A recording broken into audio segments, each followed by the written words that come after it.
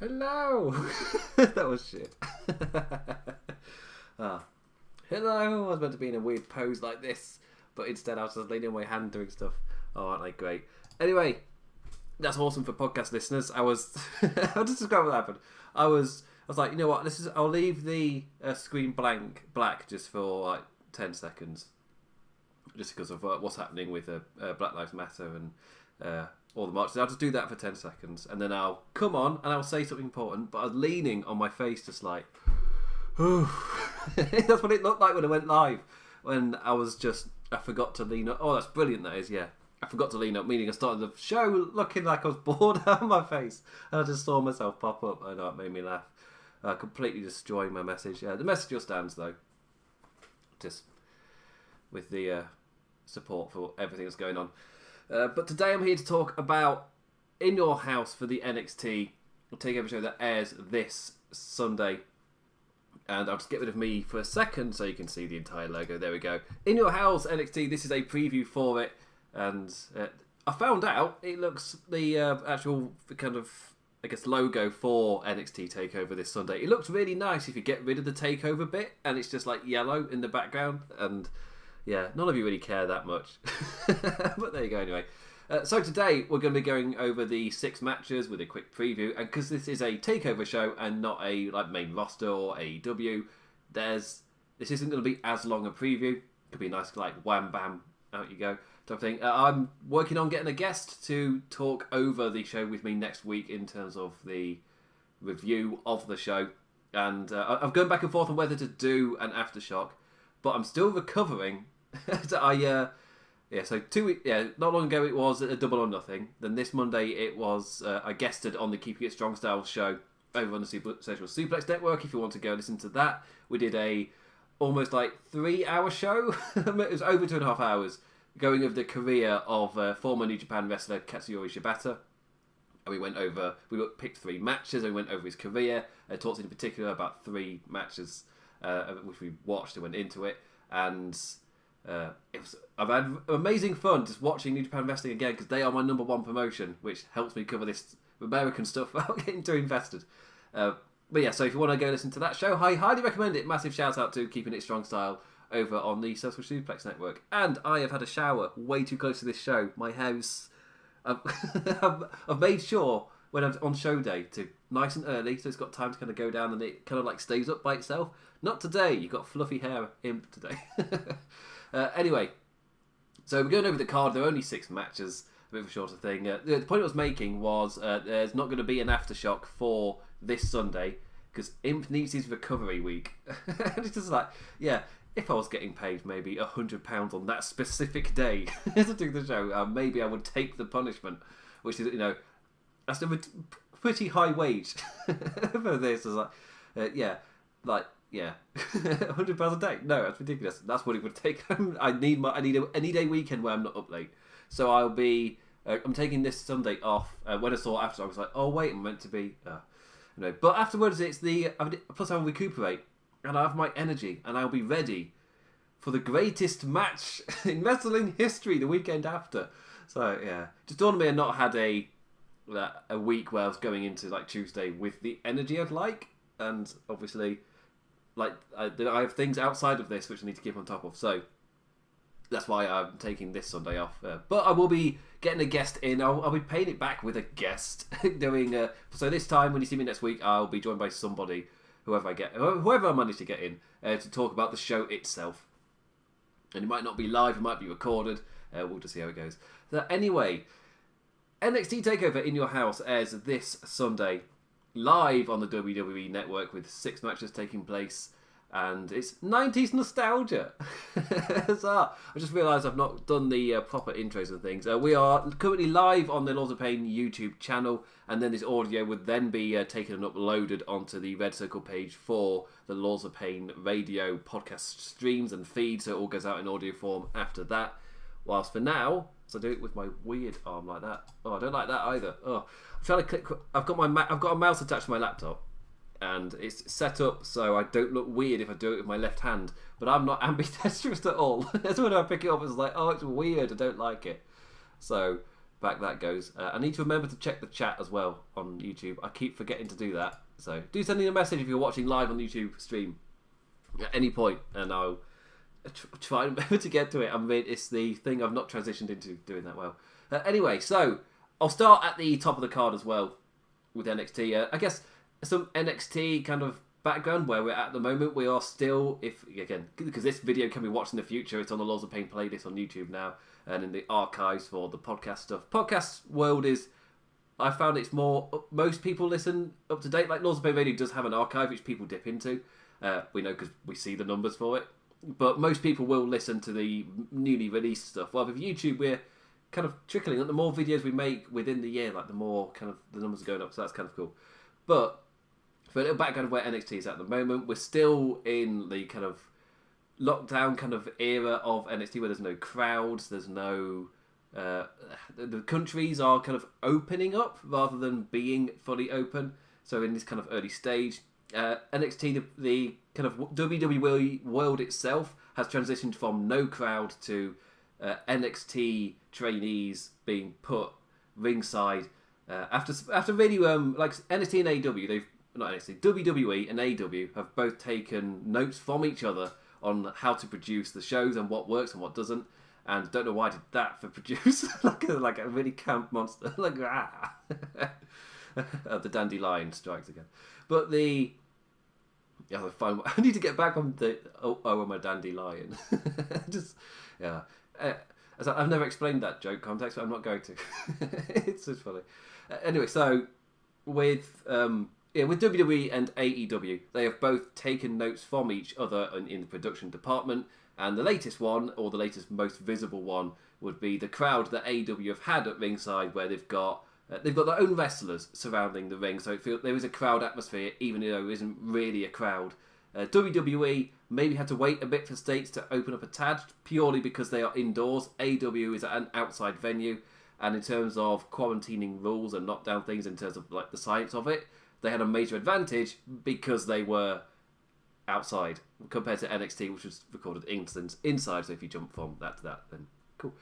But with NXT at the moment, it's weird because WWE have brought in the NXT trainees to be there, and the massive difference in terms of atmosphere. And you'll notice this watching in your house if you're not watching NXT and you do tune in for the TakeOver event.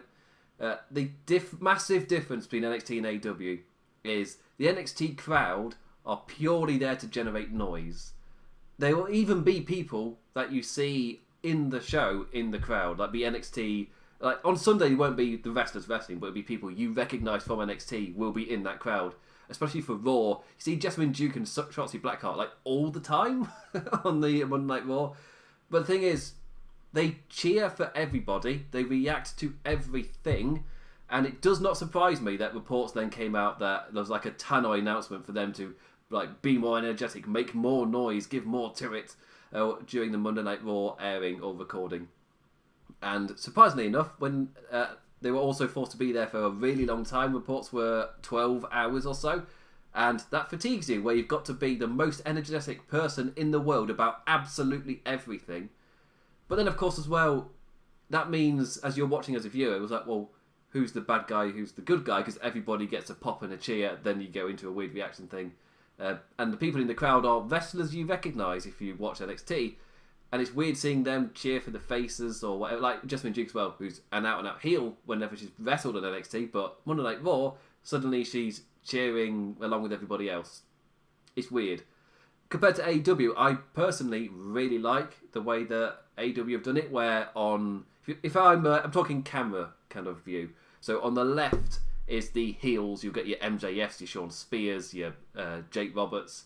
They'll all be on the left-hand side, and the right side of camera will be the faces, your Colt Cabanas, your Big Swole, your Private Party if they're not wrestling. And I really like the dynamic. Also not forgetting, they're not just noise. They are their characters, and they'll interact with the match. Like, the heels on the left-hand side were betting on matches. Sean Spears and MJF were having a drink and pissing about. This week on the show, Jungle Boy was in the main event against Cody in the first ever TNT Championship defense, and Jungle Boy went into the barricade and he and MJF had a tiff. They had an argument, and it kind of led to a bit of a scuffle. They used that so Cody could blade in the background. But the whole point is then that the people in the crowd are their characters. They're not just there to generate noise. So it makes the world feel more alive because they're doing character work whilst they're there. It's kind of like you react as your character rather than we need you as a sound generator. Like I heard, I want to say it was Ollie Davies from Wrestle Talk. I'm not entirely sure if it was though. One of the Wrestle Talk lads, because I was listening whilst not being paying attention earlier today, and one of them brought up the point of there might as well be something. The crowd for NXT might as well be a laugh track, like that kind of thing. Press a button, noise is made. It's that kind of thing, and I will say makes the product infinitely more watchable than no crowd. So that's the thing I've taken is 0% crowd to 1% crowd. The difference is massive, and I would totally prefer the current product to how it was before with no crowd. AEW have proven that. AEW have also proven that if they kind of have allegiances to certain wrestlers and the people in the crowd themselves kind of lend something to the product other than just noise, then that means a lot. That really is, like, and it lends itself to the product really, really well. And it's kind of disappointing for me to see NXT and WWE as a whole, kind of just take it in a like such a produced manner, and it kind of like AEW's shown you how to do it, and it's just kind of like, just do that. Then you've taken one of the parts from it, and you're both companies are taking notes from each other. Why not just do it that way?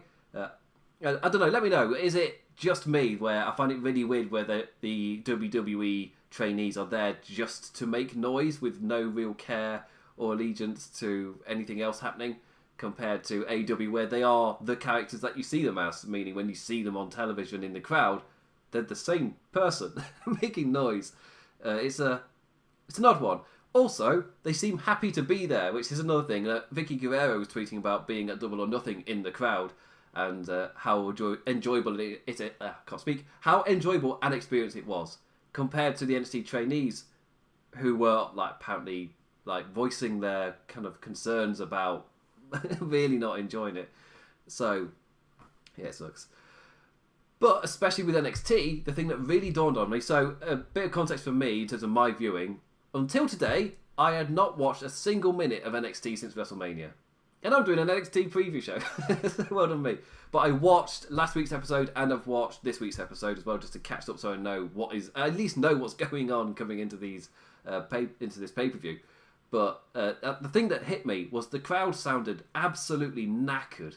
Like they would still go doing their woo, yeah, hey, and oh, for and like every single move and every single person coming out, but they sounded fatigued, they sounded tired, and you could hear that enthusiasm was it was waning. It wasn't quite there for a lot of the show, and yeah, I found that weird watching it. That won't be the case at In Your House, obviously. As far as I know, the only match that was taped was Adam Cole versus Velveteen Dream, and that's where reports of dissatisfaction from the NXT trainees in the crowd was coming from, was they were apparently like really not happy about having to stay there for another match when they've been there for so long already.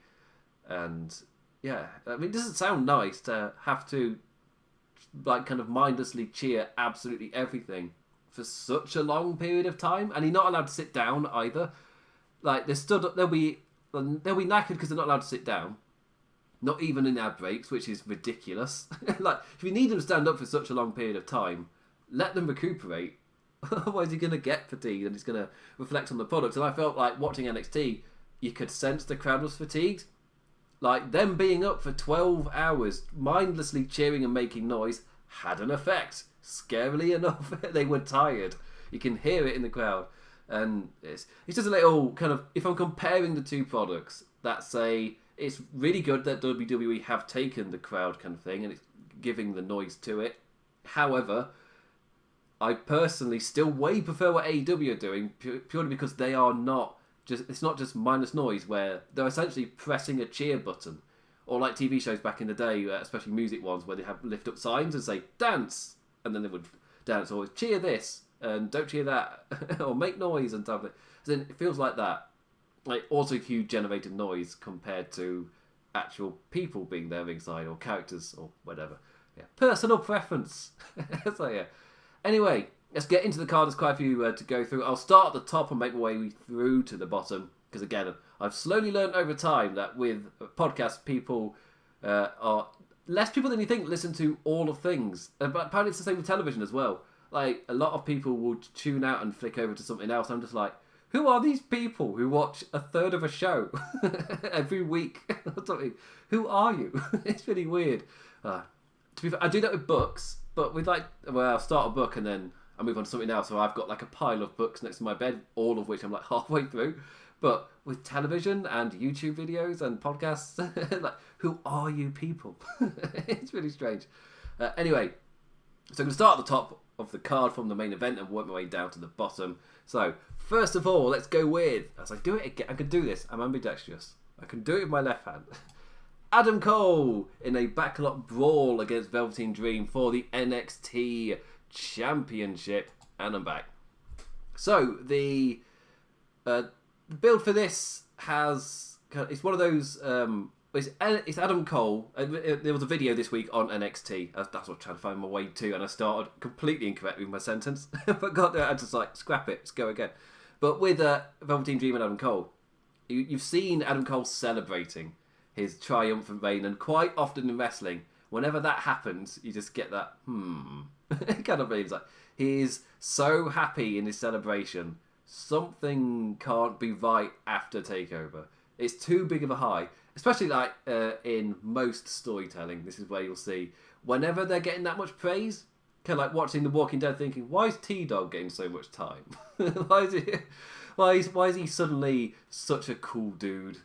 Okay, it's because he's getting killed off." Like, is Adam Cole getting killed off? In my immediate thought, they are super celebrating his massive achievements because he's reached 1 year as champion, and by the laws of wrestling, whenever you publicly start celebrating your length of a reign for a certain amount of time, then suddenly your days are numbered. You're making the audience aware that you've been champion for this amount of time, and more often than not, that's when you start to get into trouble. It happens with every champion. Nikki Bella, AJ Lee, whenever it gets brought up in storyline, in promos, your days as champion are numbered. And in NXT, there's normally like a revolving door of talent anyway. This new era is a massively different one. You got Charlotte Flair coming back. You've got Finn Balor coming back. There's Tommaso Ciampa, Johnny Gargano, who are never leaving, despite fully progressing as characters to a point where they've had to completely switch which side of the aisle in terms of face or heel their character was to at least still feel relevant, because there was no point in them being there. They were done. But it's also currently a string of call-ups. So this is the first time since NXT has been on USA where the talent will somewhat be raided. Like, we've seen Bianca Belair go up after WrestleMania and not be used at all. But she counts as one of the recent call-ups, I'll say. Then this next crop, like a month later or over a month later, we're getting Matt Riddle going to SmackDown. We're getting what's his face? What's his name in NXT? Dijak. Is it just Dominic Dijakovic? Oh yeah, Dijakovic, because I remember getting annoyed at it. So, I think that's an American thing where, for some reason, the Super Croats who moved to America hard to pronounce all the syllables, whilst here in Europe it's a lot softer. So, Dijakovic, it is in America, whilst over in Europe it's Dijakovic. And it does me in. My brain is having to transition. It's something I didn't realise until I just actually paid attention to how the names are pronounced in America.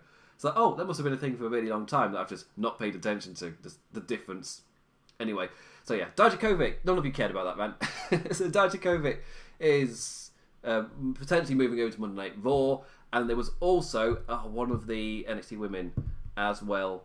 Can't remember who it was. That's irritating. One of the women for NXT as well was apparently rumoured to get called up to the main... Oh, Chelsea Green, that was it. So she's, the entire time in my head, I'm just picturing Robbie E from TNA. Who did he manage? Who did Robbie E manage? I just finally got it. But yeah, so they're three talents as well, and there are rumours behind the scenes of potentially Io Shirai and potentially Velveteen Dream. I think I got that from Wrestling News Co. I think that's where I got that one. But anyway, So, just as a point of reference, just in case it doesn't happen, blaming them. I just happened to say it before I came on. So there's likelihood of talent getting called up and NXT getting raided. And this is the first time during this era that it will happen. And sometimes with NXT, you get a talent raid and the pool does feel a bit emptier for a short amount of time. It's the like New Japan talent getting called over to America kind of thing. And you hear, oh, this is the death of New Japan. They've all gone. All the elite have gone. New Japan is dead. They're not going to have any stars in Wrestle Kingdom next year. Fast forward to Wrestle Kingdom next year and their stars feel bigger than ever. It's just, surprisingly enough, if you put in the work, you will create more stars. Like, the NXT Women's Division is a fantastic example of that, where after the last raid, you saw that kind of, Ember Moon was gone, Asuka was gone, Kairi Sane, and it was just, you saw those messages on the internet of, oh, NXT's Women's Division, it's so bare, there's hardly any talent there, because at the time there was hardly any kind of established main event folk, and I think Bianca Belair was kind of put there as a transition challenger in that period, if I'm right. Nikki Cross was another name that had gone as well. Lacey Evans went pretty quick as well. But suddenly you put in the effort, you slowly grow the division, and now it's arguably the NXT Women's Division, arguably the strongest it's ever been. So yeah, so there are call-ups expected, but I am interested to see how, especially especially if a division gets completely raided in NXT. It's been on the network before, so it's not really mattered. And I'm somebody where if NXT goes into a rebuilding phase, and sometimes the quality dips with it, sometimes it's perfectly steady. But if the quality does dip, I'm just kind of like, it's NXT. The entire point of it is developing characters. If somebody, I used to think that you'd hear chants at NXT of, I think someone chanted, "You can't wrestle," and I'm like, but it's developmental. Like, that's the point of a developmental just thing. And of course, over time, NXT has started featuring less and less talent that are really in a kind of more of a developmental point of their career where they haven't figured anything out. I feel like you have to be a lot more established in who you are to get on NXT on the USA Network than you used to get on just purely the network rather than getting on USA as well. So, how will the USA Network audience respond to these talents getting called up and suddenly the pool feeling a bit more shallow? Going by the numbers, I can't remember who it was. It might have been Brian Alvarez. I don't know if that's true or not. It was probably someone else. But somebody Voices of Wrestling, that was it. Voice of Wrestling pointed out, which something I thought was quite telling, the NXT audience in recent weeks hasn't really shifted that much. It's kind of stayed in an area and it's not really shifted from that, especially when you look at demographics. They've not really shifted that much. But AEW has taken a hit with the recent news that's been happening. And for the past couple of weeks, their numbers have directly been affected by people tuning out of the wrestling and obviously tuning into something much more important. But NXT's numbers stayed pretty much the same.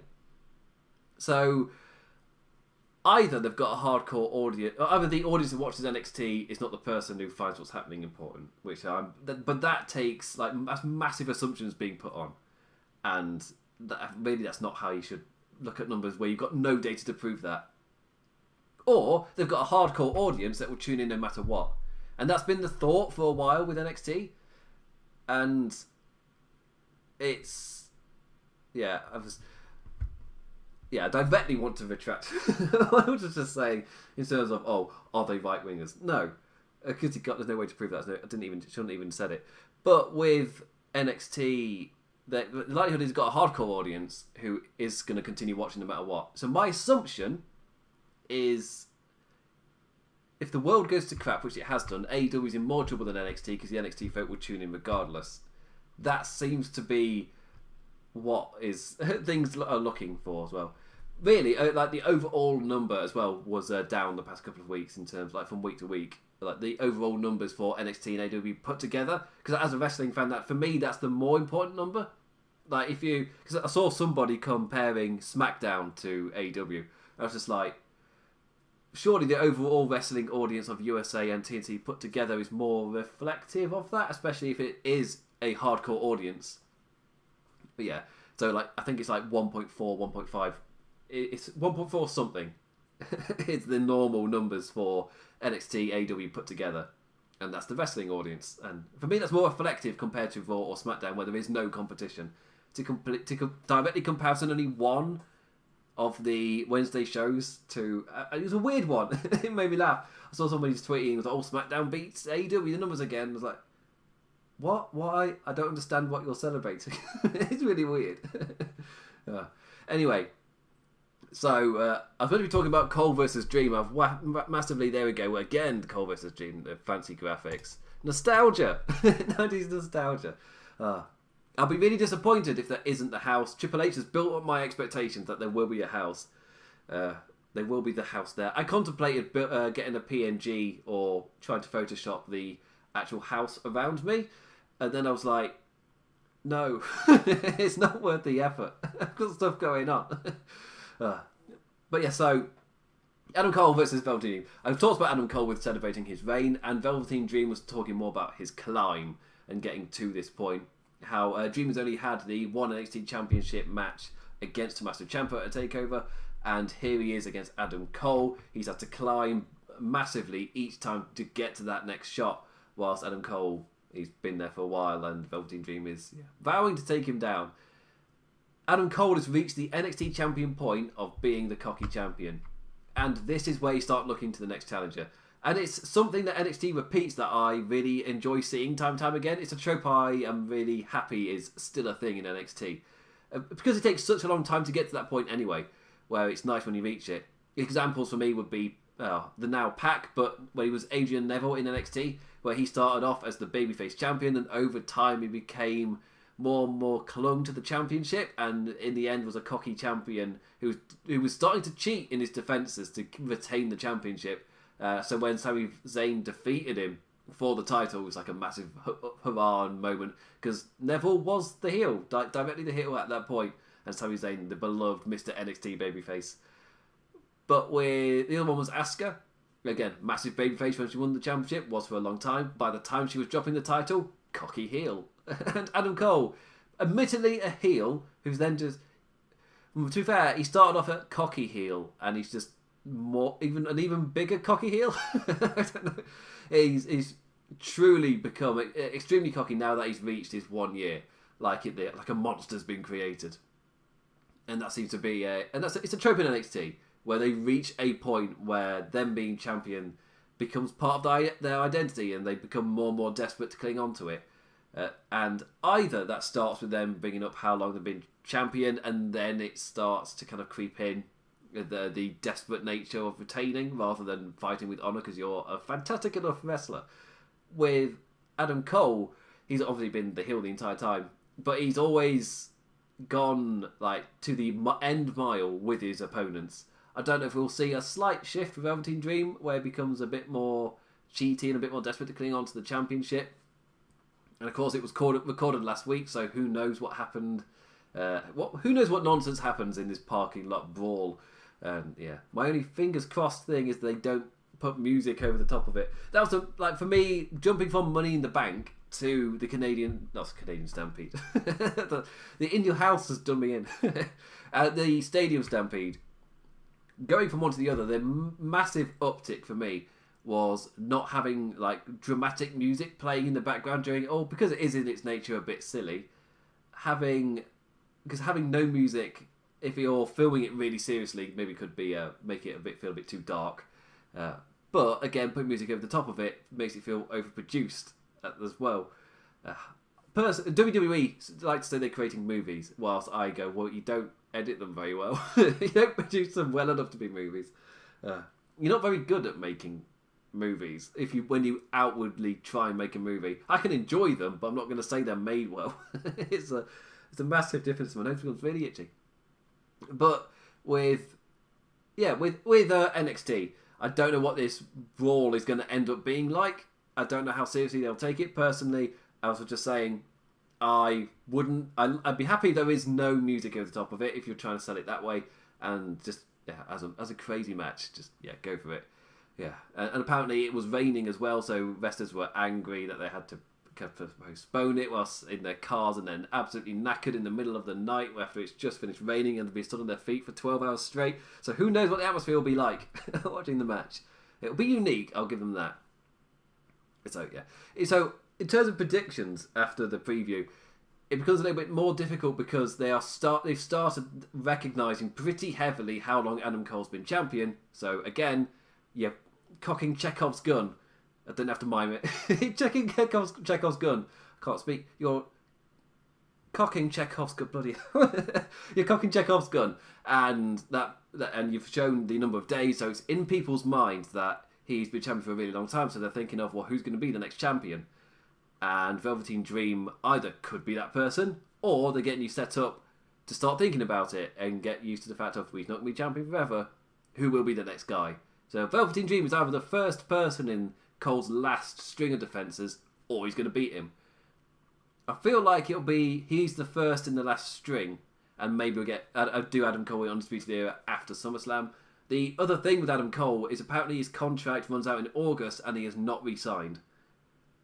So what's going to happen there? With his girlfriend working in AEW, with a lot of his indie best friends before he moved to NXT, also working in AEW, there's rumours swirling about all over the place. Personally, if you've been in NXT for like 2-3 years, I'm just going to assume you're going to rather get called up and re-signed that way, rather than go to your friends in AEW after spending years in developmental. I would assume you'd like to see a payoff before jumping ship, and without even giving the main roster a chance. As a fan, I'd prefer him to go to AEW, but as just looking at it, it's like, no, sure, I can't see him not getting called up. If I'm not going to believe any of the AEW rumours, because it feels like it's more speculation. And it being called rumour, it's like, well, no, you're putting 2 and 2 together. You're speculating, and it's that speculation then has been reported as rumour.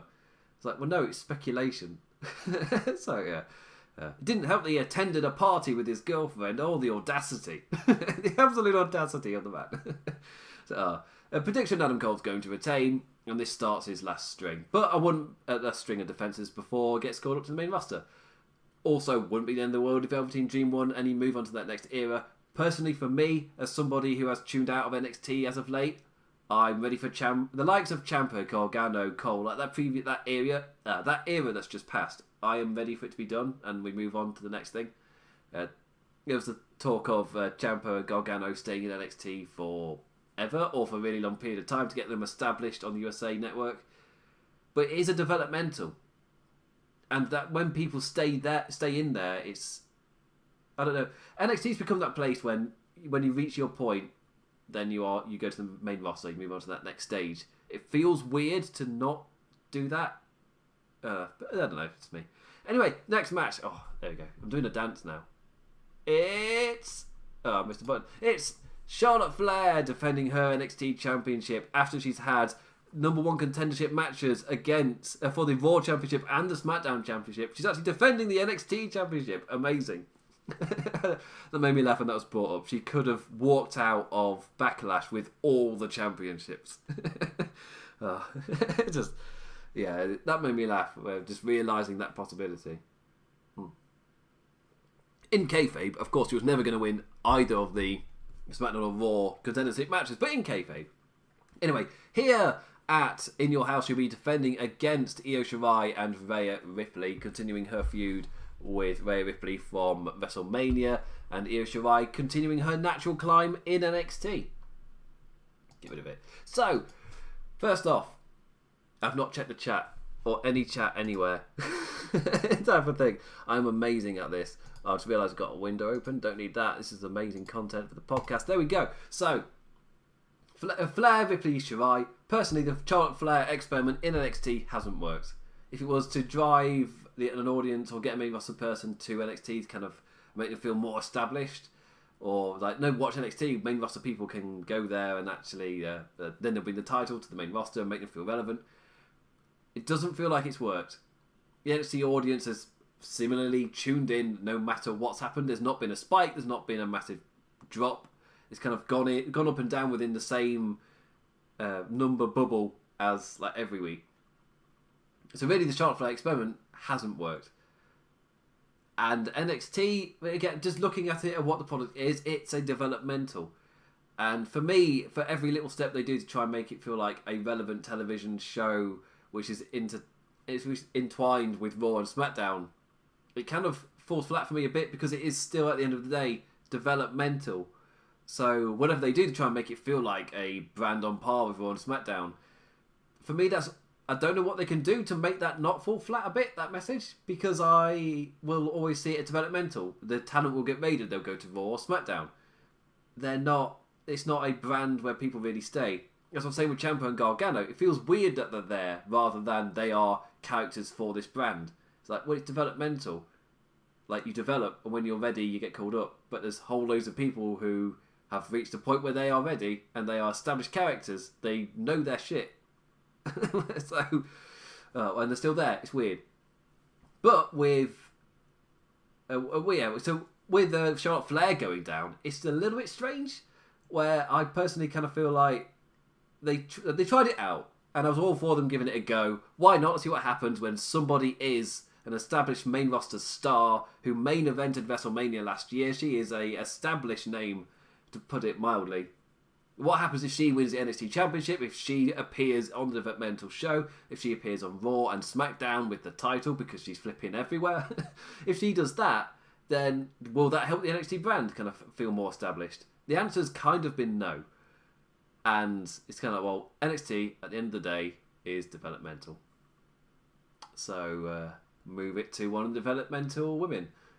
Personally, you've done Ripley, and in terms of how her story is going, where she talks about how she was on the top of the world, then 2020 happened. They're obviously creating a direct potential for memes with her. It's like, screw 2020. But she's been talking about how she was on top of the moon, then WrestleMania happened, then Charlotte Flair happened, and she lost the championship. She lost it all, and it's been downhill ever since. For me, I would have Io Shirai win this match purely because of that. And it is kind of working into it that Charlotte Flair, for me, if I'm calling it, it's like, well, Charlotte Flair experiment in NXT hasn't really worked, so why not use the momentum of her to shift it onto an NXT talent and establish them as the top person and move on from there.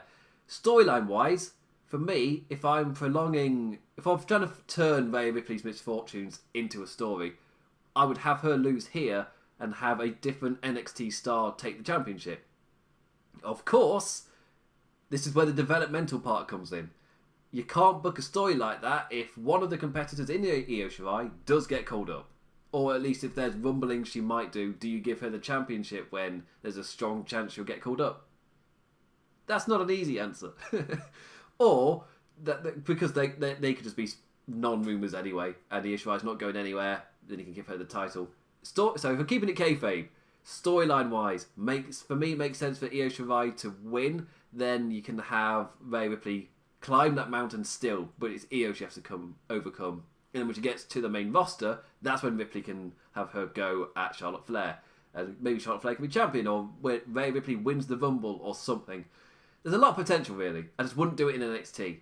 I'd have Rhea Ripley have to climb the Io Shirai mountain.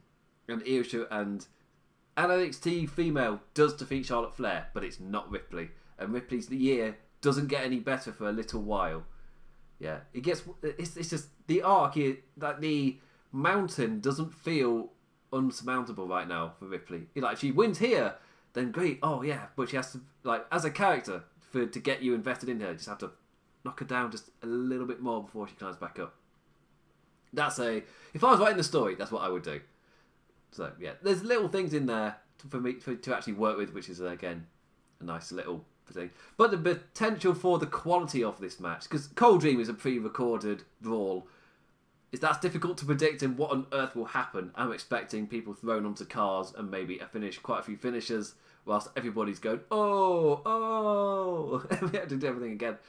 But with Flair Ripley Shirai, we could get a really good match. I'm expecting a fast pace. I'm expecting kind of building to, like, one of those matches where everybody's going for big moves, but nothing gets hit until the kind of final third of the match, in terms of like a constant string. I think like the thing I like is where you start off the match and maybe you hit one move, but when you go for that second or you go for that third move, you get countered or something because the person's way too fresh. And by the end of the match, you're finally able to hit a string until something happens. And the opponent is like, all right, this is the end zone. I can't be taken down here. So then you have them hitting big moves to try and stop them from coming back, but you're still in that same pattern of only hitting one or two moves, but the moves are getting bigger and bigger, and eventually somebody breaks. This could just be really quick and have none of that, but it's very rare you get the chance to do that in a triple threat. And this feels like this could be it.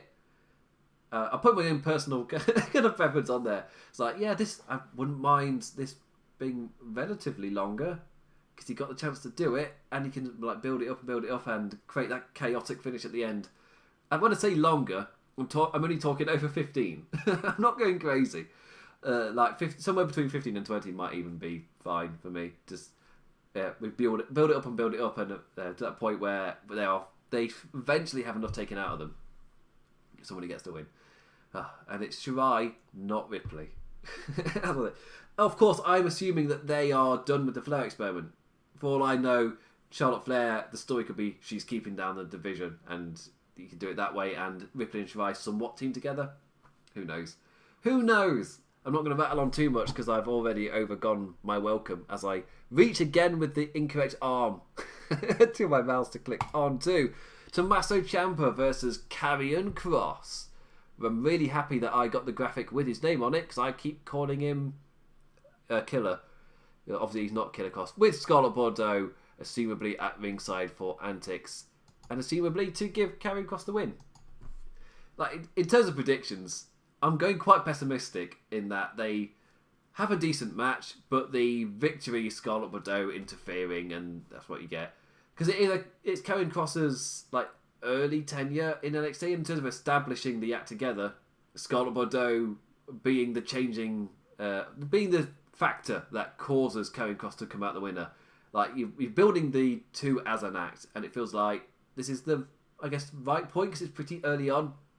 Even if I'm like, I wouldn't mind them really giving a certain amount of time for them to really kill it, to really smash it home with this match, really get Kross over. Because I've had a few people message me, knowing that I'd seen him elsewhere before NXT. I think I had quite a long chat with former co-host of the show, Byrne, and he was like, he seems fine, but he doesn't seem to be like exceptional, as quite a lot of people have been talking about. And really, the place that sold me on him was Bloodsport. Like Karrion Kross, or Killer Kross at the time, in Bloodsport at those shows around WrestleMania week, he was amazing. He was fantastic. His match with D.H. Smith, the son of the Bulldog, those two had a match last year at Bloodsport, which was just top notch, fantastic. Just highly recommend checking out that match. But in NXT, he's at that point where he's kind of been just establishing his moves, establishing the character, and come this takeover, they're still establishing the act of him and Bordeaux together. Like, how do they work when they come up against a foe that isn't a jobber? They're still being established. So his moveset isn't really been elevated, it's more been showcased. And I feel like TakeOver is the opportunity to show people that what everybody else sees in him. Everyone who watched Impact, what they saw in him, what people who've watched him on the indies elsewhere, like I was saying with Bloodsport, like just to see what people are talking about. Like for me, the reason I was excited to see him in WWE is everything about his act screamed that he would have success in WWE. That was that was like my main reason. Then I saw him in Bloodsport, and suddenly it was like, oh, I get it. I get Kross as I believe him as a in-ring killer, as he was called at the time. But Karrion Kross I'm not getting used to that. It's just a weird Karrion Kross. It's a weird one. But anyway, so predictions is they use this match to get Kross kind of a bit more over in terms of him as a wrestler, as a character, because he's not really had the opportunity yet. It's establishing. But this match is also used to establish the Karrion Kross character, and he wins via a Scarlett Bordeaux interference, distraction, what have you. Ciampa, you would assume, would be too smart for that. But maybe Kross brings one more thing to the table. And I wouldn't have Kross win in a super heel way. He still has to hit something which makes him feel like a deadly threat. Because that, for me, that is what Cross is. Because in TNA, also in Impact, he kind of felt like he could play like the hired assassin kind of character, because he's that skilled in the ring at taking somebody down. And of course, in the wrestling context, taking somebody down is just hitting them with a big move and scoring a pinfall. So he's not, obviously, when I'm talking within the wrestling context. But for me, he needs that point in NXT to really get him over, to have him feel like that. He feels like a guy who could, like, a top guy for the future of NXT, but also somebody who's not there that long. Like the Kevin Owens deal. Because I rate him so highly as a WWE guy that he just screams like he's not going to need NXT for that long. Unless they really tweak it to the point when he gets called up, like his atmosphere, the atmosphere and aura around him is just incredible. Kind of like with Aleister Black when he got called up to the main roster. They figured out his entrance, they figured out just the whole aura around the character, and it just felt so unique when he got called up because they figured out all the little kinks about it. Then Vince goes and bloody adds a creak to the thing. I've gotten used to that. I don't think I ever got used to the bullet from Ricochet until they used it as a kind of stinger. Like, the bullet is what plays and then his theme goes in. Whenever they added the bullet overwards, it just felt silly and stupid. The fact they did it to Aleister Black and him at the same time sounded like, it's like, he's not an actual vampire, Vince. Yeah, silly. Anyway, yeah, predictions. Karrion Kross wins. This establishes him. Tommaso Ciampa continues in NXT, putting folk over, because his character's kind of done everything. Like, what is there? As I take a massive sip of water for the amazing audio content. It was meant to be a shorter show, but I've just rambled all over the place. Well done, me. Right, next up, Lee versus Gargano. Keith Lee, the North American Championship, defending the North American Championship against Johnny Gargano, who's now a bad guy. And it took a while for me to get used to Johnny Gargano as a heel. And I will be honest, I've probably still not totally bought it. But I have at least gotten used to the act. I've gotten used to it rather than I'm buying it. I think it's a good way to put it.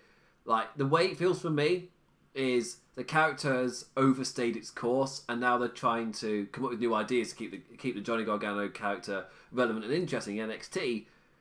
But I'm done with the character. Like, I had my point where the Johnny Gargano character was like the best thing, arguably, in wrestling for a short amount of time.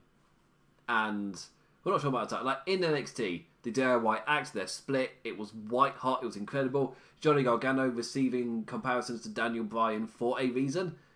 But then the character didn't progress. It didn't move on. And some of it due to injury, some of it due to call-up misfortunes. The two together, obviously, with DIY. But it still felt... his character is overstayed his welcome in NXT.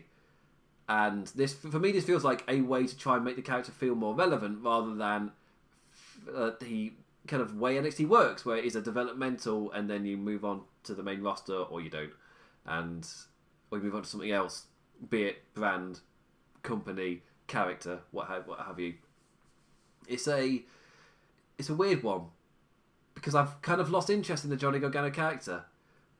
I like the Candice LeRae tweak where she always felt she's one of those where I never felt like she was going to succeed on the main roster with the kind of gimmick she had. She'd be super over in the NXT world, in the indie world. Like, what she was doing in NXT for years would still be super over, booked all over the place on the indies. But in WWE's world, I don't know what they would have seen in her to kind of give a big enough push. But this heel character, it's a lot more WWE. And in that way, it's a lot more sports entertainment interesting. And I can get into that. Johnny Gargano, I feel like it's probably going to take time. Like, I'm getting, like Sami Zayn when he first turned, it took a little while for me to get used to it.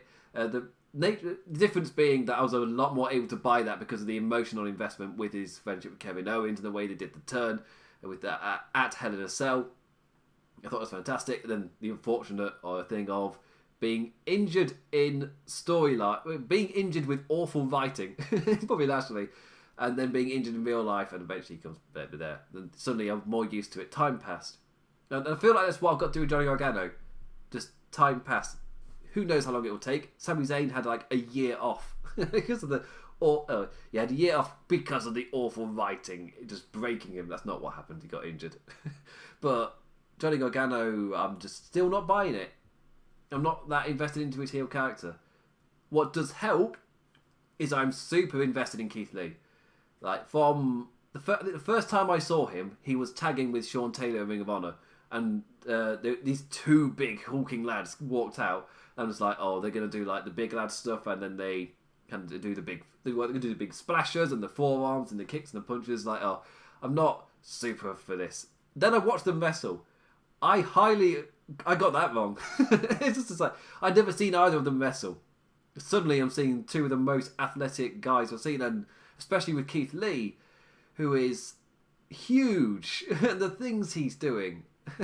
Then, of course, I see eventually progress, and I see him in progress, obviously, over here in the UK. But I see his matches in PWG against Dominik Dijakovic, or Dijak, as he was just known back then. And bloody hell, they were like incredible what big lads can achieve. And then they've gone to NXT, and the two of them in Dijak and Keith Lee, they've done their PWG matches on a grand stage of NXT, or a grander stage of NXT. Keith Lee is a name for the future, and I am super invested in him as North American champion. I feel like he and Mia Yim are super supportable baby faces. They're working in that role. As I said, for me, like, I'm digging Candice LeRae and her antagonistic kind of attitude against Mia Yim. I'm buying that. I'm into it. It's just Johnny Gargano. That he's the only one in this kind of four-way act that I'm not buying. And I think it's because of the mega babyface history that he's had. And now he's meant to be this hateable heel. And it's like, it feels like a way to keep the character relevant. I'm not digging it. But at least I care for Keith Lee, the hero in this character. The hero in this story. I am totally with Keith Lee. Predictions, though, kind of like Ciampa. I'm just predicting the guy who's been in NXT for ages to put over the next generation.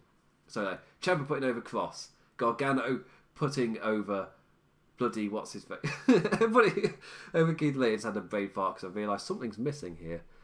Don't know where it's got. I've somehow moved Lee and Gargano, the picture, right to the bottom of the stream order. So that's weird. I don't know how I've done that.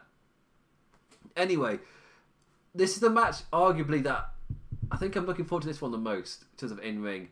Probably because this is middle of the NXT pay-per-view, where Johnny Gargano in the past has excelled against the likes of Adam Cole, against the likes of, I think it was Adam Cole, well, definitely at least Ricochet. Like, he has excelled in this spot before. For this championship, if I'm right, and I'm not expecting anything different here. Full expectation of the two of them to steal the show, just in the middle of the card, just absolutely nail it, and just move on to the next thing. Even if not buying Johnny Gargano as a heel, I am buying Keith Lee. Like, everything he's selling, I am buying. Like, to that point where at Survivor Series, I was just like, yes, he is your kind of future world champion, Keith Lee. Just don't drop the ball. NXT obviously won't drop the ball. They'll keep developing him, just building him up and getting you get that kind of fan support as well. So when they go to the main roster, that initial base of support is already there. He's already getting reactions, and yeah, he's one where he could get called up to the main roster, but it's not like Gargano where I'm kind of like, no, you're ready. It's like, he's ready, but I'm perfectly good for him to have a longer tenure, like Matt Riddle, where Matt Riddle, I'm perfectly fine with him getting called up. It's not the end of the world, but also I could have easily seen him stay in NXT. So, yeah. But yes, Keith Lee retained in an amazing match, and Keith Lee gets put over by the kind of last era of NXT, which was an amazing peak, but that it was not left. Like, there's a strong just feeling of that NXT, it's time to move on to the next thing.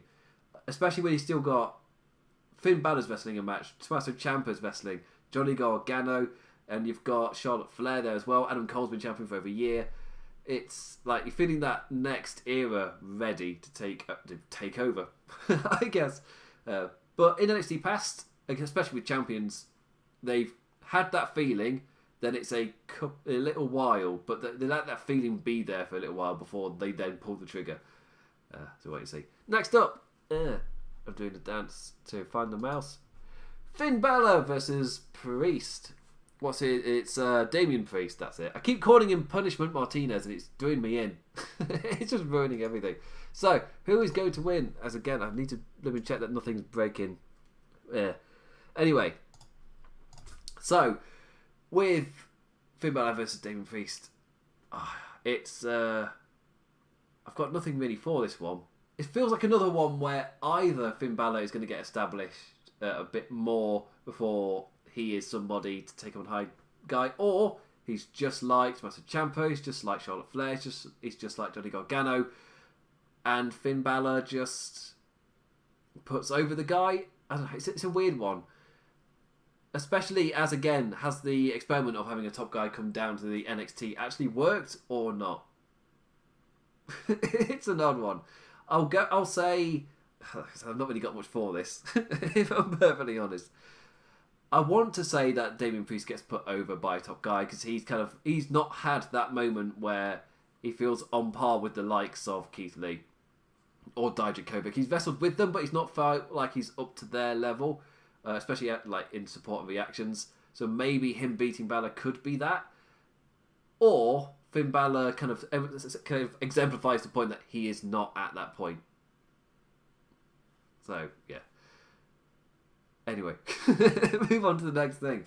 I've got nothing for it. Prediction. I'll go with Finn Balor, and then to say that Damian Priest kind of doesn't quite climb for a little while. He's got hurdles to overcome. You could use this to at least set up long-term hurdles for Priest to overcome. Not everybody in NXT becomes like the top main event guy. Like Matt Riddle was main eventing shows, but he was never champion. So yeah, it didn't always need to be. So yeah. Next up, I'm just jumping to it because I'm knackered. The finally added match, added during NXT this week. Tegan Nox teaming with Shotzi Blackheart and Mia Yim take on Candice LeRae, Dakota Kai, and Raquel Gonzalez. With Shotzi wrestling Raquel Gonzalez this week, and Mia Yim wrestling Candice LeRae this week, and Dakota Kai and Mia and Shotzi Black third and out. Dakota Kai and Tegan Nox revitalising their rivalry. As I finally get to the end of it, I am so tired. It's currently 1 a.m. and I'm still recovering from late nights, hence why I'm not doing an aftershock. Anyway, yeah, let's get this done. So, the 6 women in this match, predictions. This will be the fun kick-off for the show, I reckon. It feels like this is why this match has been added. Need a high-energy match to kick off the pay-per-view, and why not put 6 totally capable wrestlers in that slot? Yeah, makes sense. It feels like the women could take... The faces could take the could need it a little bit more than the heels. The heels feel like pretty established characters in their roles, and I wouldn't be the end of the world if the faces got a win here. I feel like we're still in that era where I would quite like kind of just a nice feeling pay-per-view, a feel-good pay-per-view to kind of just calm me down and just escape into rather than get pissed off at. And that's where I kind of stand with this match. That's where I feel like high-energy match to kick off the show, and you'll feel happy with the results and the end. And yeah. So yeah. That's kind of my prediction. I kind of want to... I've not really got much to say there.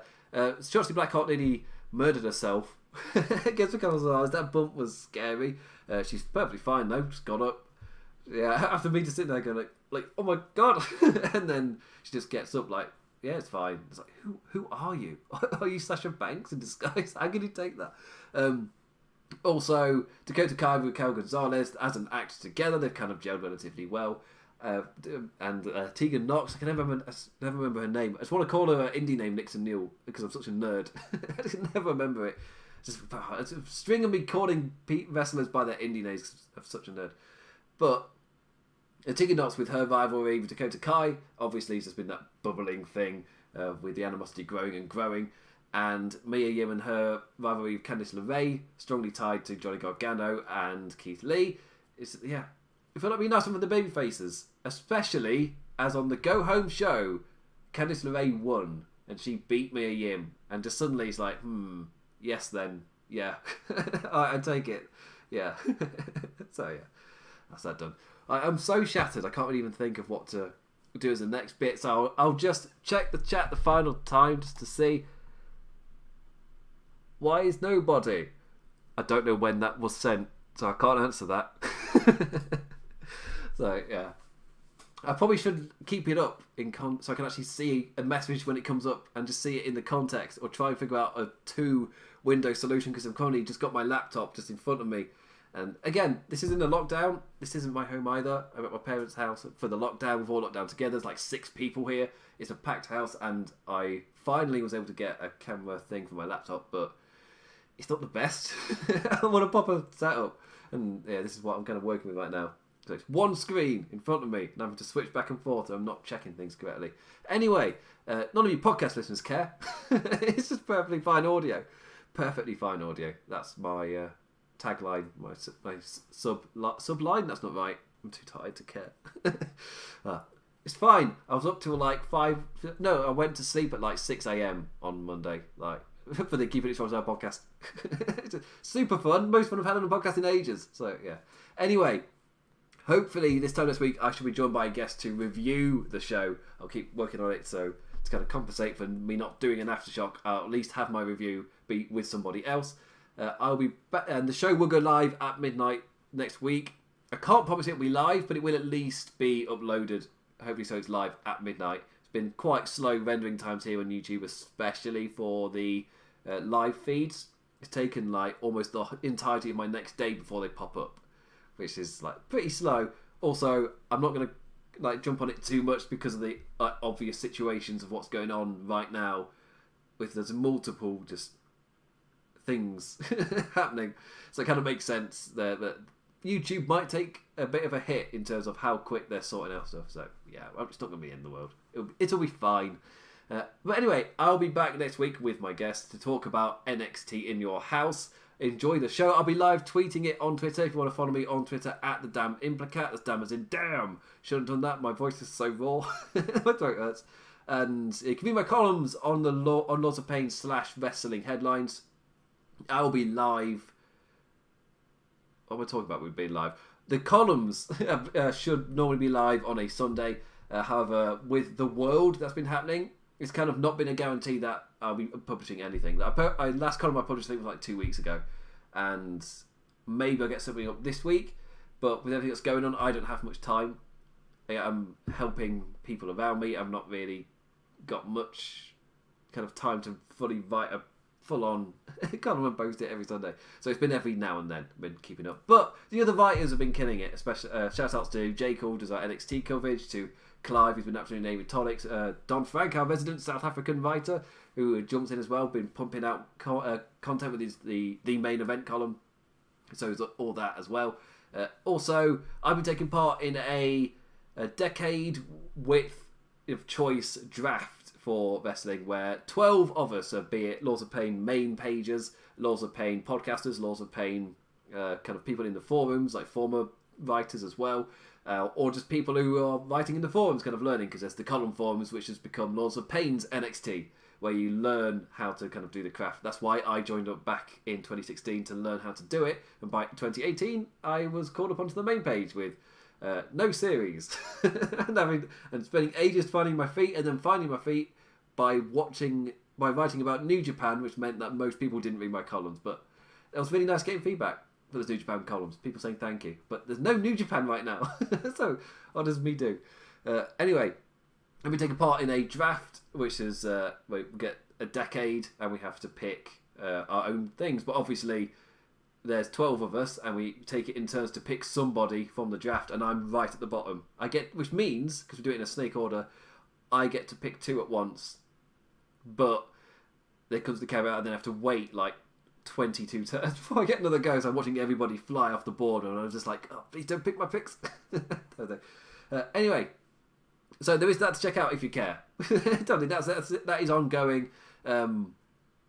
I've forgotten his Twitter who's actually putting out all the picks. It's Tony, who he used to write on the main page as well, so he's been keeping up with that. I'll maybe put a link out. I've been retweeting it and stuff, so it's on my feed.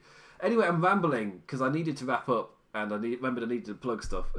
So yeah. So follow me on Twitter at the damn implicat. Follow Laws of Pain at Laws of Pain or wrestlingheadlines.com. I'll be visit Wrestling Headlines for all your latest wrestling newsy things here on the Lords of Pain YouTube channel as well. We've got all the stuff. I've got a list I can just bloody bring up instead of trying to remember it. So live after AEW Dynamite, or even during AEW Dynamite, we've got our post-show, the Dynamite After Dark with Jammin and Jeff talking about this show. They did a live watch-along last week, and it's not rendered, so I don't actually know what they've done this week. It took that long to render. By the time I'm live, I don't know what they've done. Fridays is Ms. Fan and Mystic with the WWF Legacy Series, which is over on the podcast feed, over on RedCircle, or whatever you get podcast feeds, because it is sent out to Apple, to Spotify, to Stitcher, so it's all available there. Saturdays is reserved for our AEW coverage, to the pay-per-views. Sundays for our WWE coverage. Obviously this time, Imp needs to sleep. Like every single week I've been up super late. I need a week off before I'm up again next week. Tuesdays is Kingdom of Honor. And they're currently going back over TNA's early pay-per-views, so it's TNA 2005 pay-per-views right now. And I think the last one they did was Turning Point. So anyway, take that off so I can see what weird gestures I'm making. So anyway, I'll be back next week to talk about NXT with my guest. It'll be an interesting one, see what happens. Also, yeah, keep a look for the Keeping It Strong Style podcast. Rolls of Pain writer Sir Sam is getting on the next show as well. Yes, they had me on. I'm giving them a plug. Giving them a shout out. And enjoy NXT in your house. What are you looking forward to? What are your expectations for the show? Let me know either in the comments here or comments on the Wrestling Headlines site, over on Twitter, wherever. My eyes are getting blurry. So I'm going to sign out. With that, I bid you adieu if I get it ready. Bid you adieu. Adios.